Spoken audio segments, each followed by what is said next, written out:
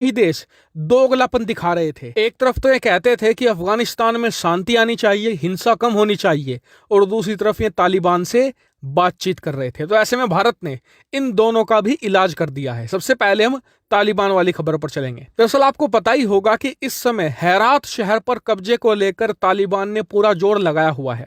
अब हुआ क्या कि हेरात शहर है जो अफगानिस्तान का, उसी के पास में भारत ने एक डैम बनाया था। जी हाँ, एक बांध बनाया था जिससे कि बिजली बनती है और अफगानिस्तान के घर घर रोशन होते हैं। और जब भारत ने ये डैम बनाया था तो भारत की जो गुडविल थी वो अफगानिस्तान में बहुत ज्यादा बढ़ गई थी और अफगानिस्तान के घर घर में भारत की तारीफ होने लगी थी। और आज भी इस डैम को लेकर भारत को एक दोस्त की नजर से देखा जाता है अफगानिस्तान में। अब आपको पता है तालिबान तो पाकिस्तान का चमचा है और पाकिस्तान ने ऑर्डर ये दे के रखे हुए हैं तालिबान को कि भारत के जितने भी प्रोजेक्ट हैं अफगानिस्तान में उन्हें डिस्ट्रॉय कर दो। तो अब रात को तालिबान के यही लड़ाके पहुंच गए डैम पर, इस डैम को तोड़ने के लिए।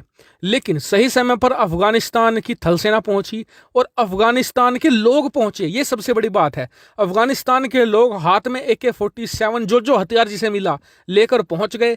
और स्क्रीन पर आप देखिए तालिबान के लड़ाकों को दौड़ा दौड़ा कर मारा और इस डैम को अफगानिस्तान के लोगों ने एक खरोंच तक नहीं आने दी।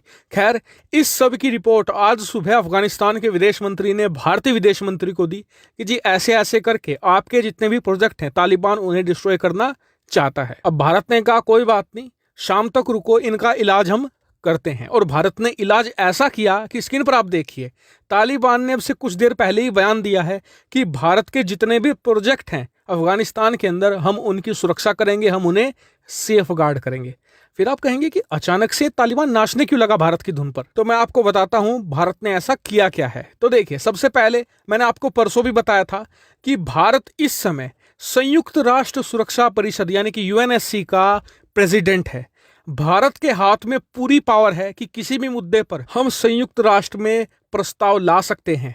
और ये बहुत बड़ी पावर है क्योंकि भारत के अलावा आज की तारीख में दुनिया के किसी और देश यानी कि अमेरिका, रूस, चीन के पास भी ये पावर नहीं है। सिर्फ भारत के पास ये पावर है कि हम संयुक्त राष्ट्र में प्रस्ताव ला सकते हैं या फिर भारत की मंजूरी के बिना कोई प्रस्ताव पेश भी नहीं हो सकता। तो आप समझ सकते हैं कि बहुत बड़ी ये ताकत है।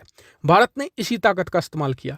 भारत ने आज सुबह ही एक इमरजेंसी मीटिंग बुलाई है अफगानिस्तान के मुद्दे पर और जितने भी परमानेंट मेंबर हैं इसके, जिसमें रूस, चीन, फ्रांस, ब्रिटेन और अमेरिका शामिल हैं, इन पांचों को कहा है कि इस पर चर्चा की जाए। इतना ही नहीं, भारत ने एक प्रस्ताव भी पास करवा दिया है जिससे कि तालिबान की कमर टूट चुकी है। प्रस्ताव में यह है कि अगर तालिबान हथियारों के दम पर कल को अफगानिस्तान को कब्जा भी लेता है तो फिर भी अफगानिस्तान में तालिबान की सरकार को मान्यता नहीं मिलेगी। और यकीन मानिए, भारत ने इस प्रस्ताव पर रूस और चीन के भी दस्तखत करवा दिए हैं। यानी कि भारत ने अब रूस और चीन को भी तालिबान के खिलाफ खड़ा कर दिया है। और ये एक बहुत बड़ी डिप्लोमेटिक विक्ट्री है भारत की, क्योंकि रूस और चीन कहीं ना कहीं अंडर द टेबल तालिबान के साथ बातचीत करने में लगे हुए थे। बल्कि चीन ने तो खुलेआम तालिबान को अपने देश में आमंत्रित कर भी दिया था। लेकिन अब यहां पर चीन बंध चुका है कि वो तालिबान की सरकार को मान्यता नहीं देगा। ये सब कुछ संभव इसलिए हो पाया है क्योंकि भारत है UNSC का प्रेसिडेंट। और इसीलिए आज की तारीख में तालिबान का भारत के खिलाफ जो स्टांस था वो पूरी तरीके से 180 डिग्री का टर्न ले चुका है। और आप यकीन मानिए, जो भारत को ये 1 महीने के लिए प्रेसिडेंसी मिली है ना UNSC की, अगर भारत इसका और अच्छी तरीके से इस्तेमाल कर देता है तो हम यहाँ पर ऐसे ऐसे डिप्लोमेटिक गेम खेल जाएंगे जो किसी ने सोचे भी नहीं होंगे। हालांकि फिलहाल इस मामले में इतनी ही खबर है, जैसे कुछ और निकल कर सामने आएगा तुरंत आपको वीडियो बनाकर मैं सूचित कर दूंगा। फिलहाल में इतना ही। Thank you very much for watching video.